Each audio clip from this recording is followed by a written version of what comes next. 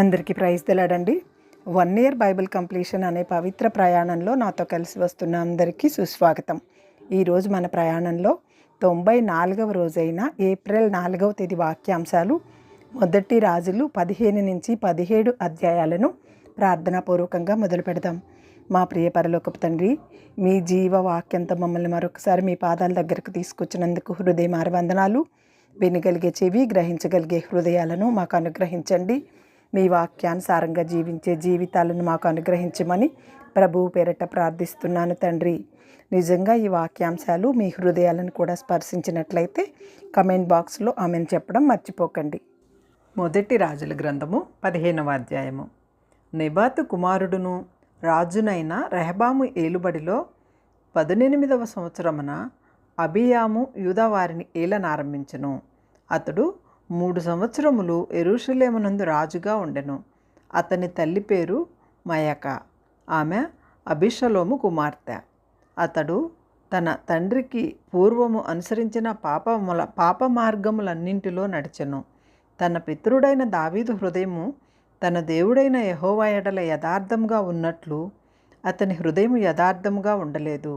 దావీదు హిత్తీయుడైన ఊరియా సంగతి అందు తప్ప తన జీవిత దినములన్నీ యెహోవా దృష్టికి యథార్థంగా నడుచుకొనుచు యెహోవా అతనికిచ్చిన ఆజ్ఞలలో దేని విషయమందును తప్పిపోకుండా ఉండెను కనుక దావీదు నిమిత్తము అతని తరువాత అతని కుమారులను నిలుపుటకును యెరూషలేమును స్థిరపరచుటకును అతని దేవుడైన యెహోవా యెరూషలేమునందు దావీదునకు దీపముగా అతని ఉండనిచ్చెను.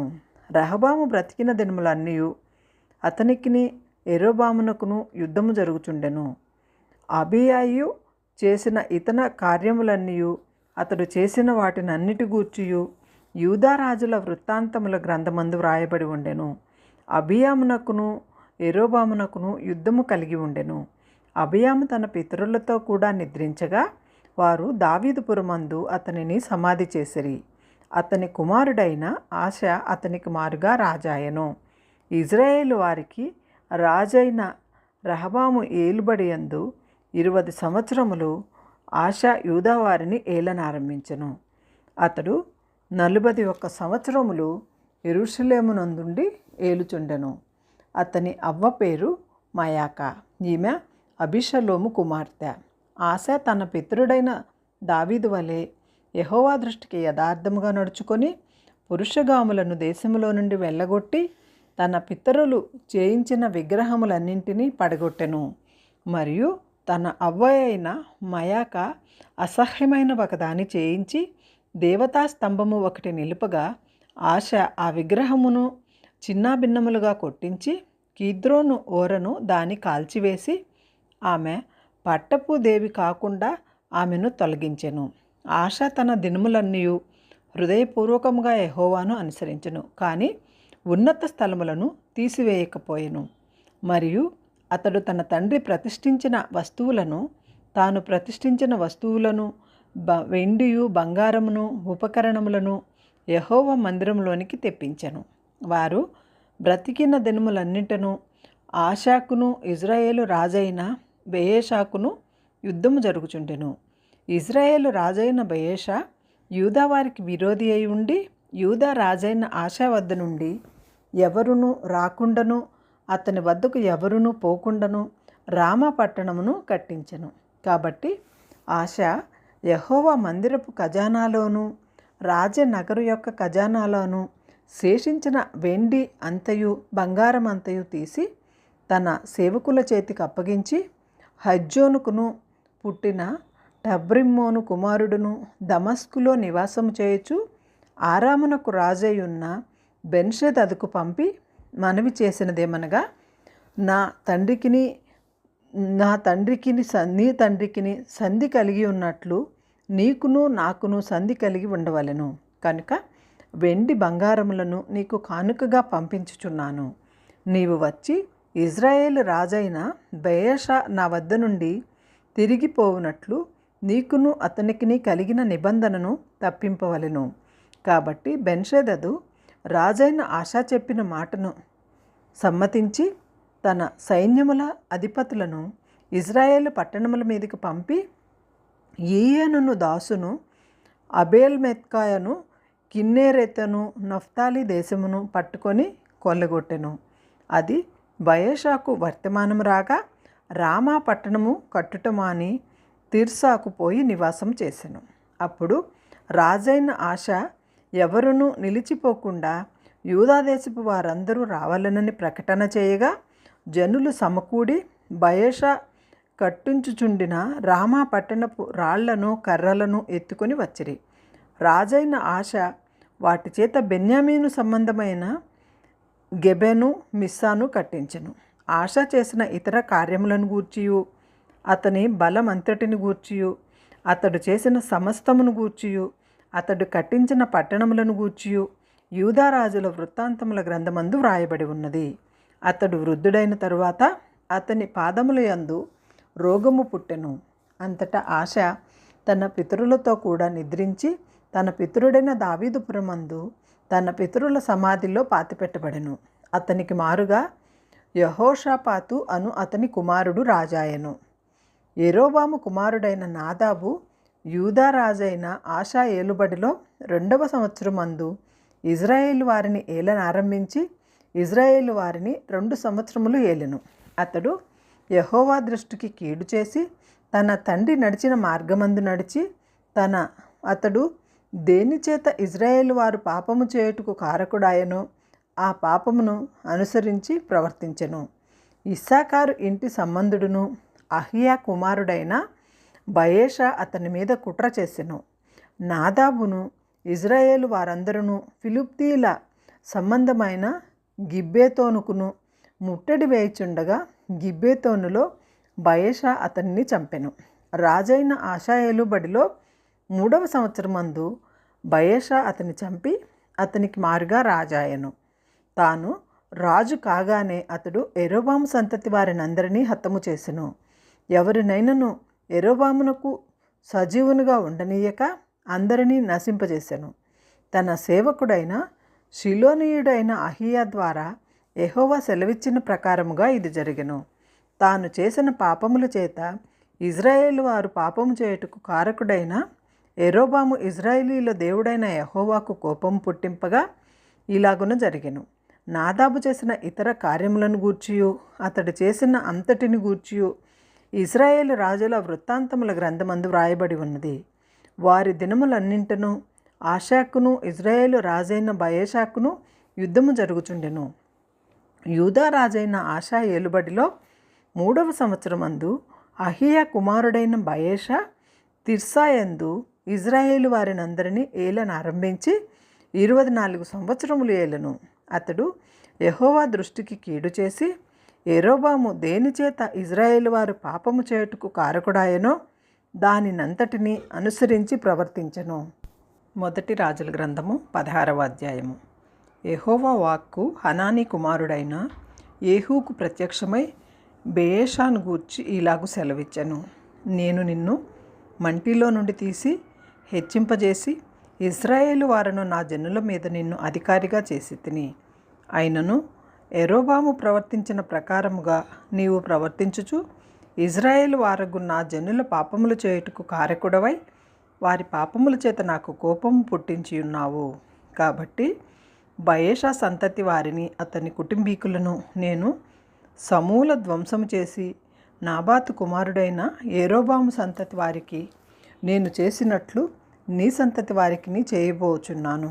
పట్టణమందు చనిపోవు బయేషా సంబంధీకులను కుక్కలు తినును. బూడు భీములలో చనిపోవు వాని సంబంధీకులను ఆకాశ పక్షులు తినును.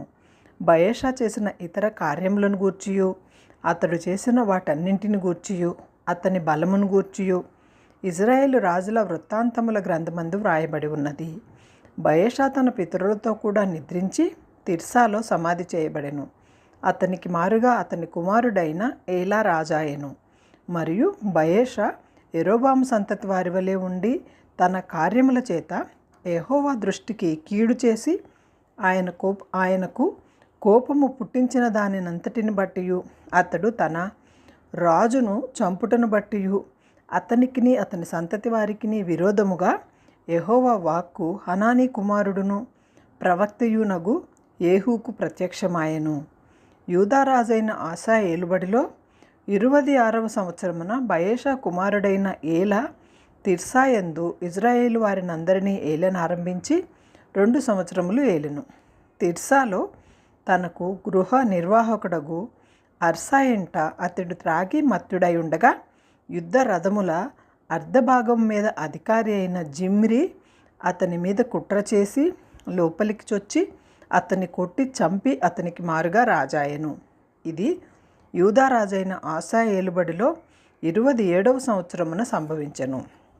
అతడు సింహాసనాసీనుడై ఏలనారంభించిన తోడనే బయెషా సంతతి వారి అందరిలో ఏ పురుషునే గాని అతని బంధువులలో మిత్రులలో ఎవరినే గాని మిగులనీయక అందరినీ హతము చేసెను.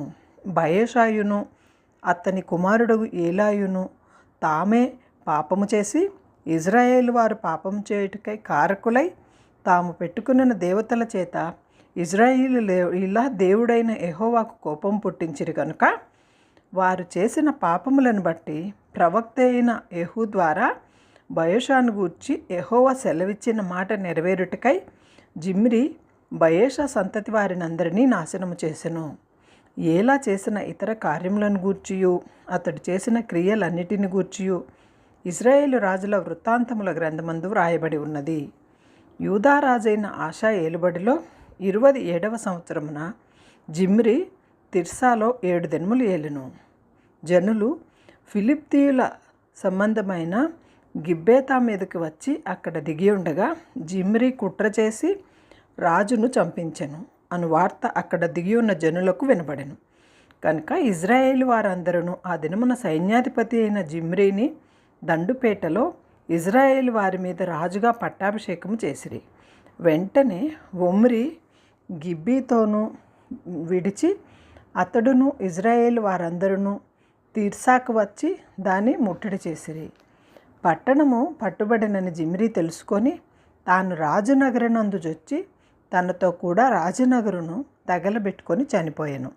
యెరొబోము చేసినట్లు ఇతడును యెహోవా దృష్టికి చెడుతనము చేయువాడై ఉండి తానే పాపము చేయుచు ఇజ్రాయేలు వారు పాపము చేయుటకు కారకుడైనందున ఇలాగు జరిగెను. జిమ్రీ చేసిన ఇతర కార్యములను గూర్చియు అతడు చేసిన రాజద్రోహమును గూర్చియు ఇజ్రాయేలు రాజుల వృత్తాంతముల గ్రంథమందు వ్రాయబడి ఉన్నది. అప్పుడు ఇజ్రాయేలు వారు 2 జట్లుగా విడిపోయి జనులలో సగము మంది గీనతు కుమారుడైన తిబ్నీతిని రాజుగా చేయవలనని అతని పక్షమునను సగము మంది ఒమ్రీ పక్షమునను చేరిరి. ఒమ్రీ పక్షపు వారు గీనతు కుమారుడైన తిబ్నీ పక్షపు వారిని జయింపగా తిబ్నీ చంపబడెను. ఒమ్రీ రాజాయెను. యూదారాజైన ఆసా ఏలుబడిలో 31వ సంవత్సరమున ఒమ్రీ ఇజ్రాయేలు వారికి రాజై 12 సంవత్సరములు ఏలెను. ఈ 12లో 6 సంవత్సరములు అతడు తిర్సాలో ఏలెను. అతడు షెమెరు నొద్ద షోమ్రోను కొండకు 4 మణుగుల వెండికి కొనుక్కొని ఆ కొండ మీద పట్టణం ఒకటి కట్టించి ఆ కొండ యజమానుడైన షెమెరు అను అతని పేరు పెట్టి తాను కట్టించిన పట్టణమునకు షోమ్రోను అని పేరు పెట్టెను. ఒమ్రీ యెహోవా దృష్టికి చెడుతనం జరిగించి తన పూర్వీకులందరికంటే మరీ దుర్మార్గముగా ప్రవర్తించెను. అతడు నెబాతు కుమారుడైన రెహబాము దేనిచేత ఇజ్రాయేలు వారు పాపము చేయుటకు కారకుడై దేవతలను పెట్టుకొని ఇజ్రాయేలీల దేవుడైన యెహోవాకు కోపం పుట్టించెను, దానిని అనుసరించి ప్రవర్తించెను. ఒమ్రీ చేసిన ఇతర కార్యములను గూర్చియు అతడు అగుపరిచిన బలమును గూర్చియు ఇజ్రాయేలు రాజుల వృత్తాంతముల గ్రంథమందు వ్రాయబడి ఉన్నది. ఒమ్రీ తన పితరులతో కూడా నిద్రించి షోమ్రోనులో సమాధి యందు పాతిపెట్టబడెను.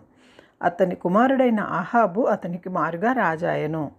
యూదా రాజైన ఆసా ఏలుబడిలో 38వ సంవత్సరమున ఒమ్రీ కుమారుడైన ఆహాబు ఇజ్రాయేల్ వారికి రాజై షోమ్రోనులో ఇజ్రాయేల్ వారిని 20 సంవత్సరములు ఏలెను.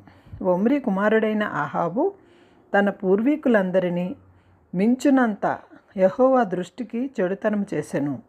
నెబాతు కుమారుడైన యెరొబోము జరిగించిన పాప క్రియలను అనుసరించి నడుచుకొనుట స్వల్ప సంగతి అనుకొని అతడు సీదోనీయులకు రాజైన యెత్సయలు కుమార్తె అయిన యెజబెలును వివాహం చేసుకొని బయలుదేవతను పూజించుచు వాటికి మ్రొక్కుచూ ఉండెను.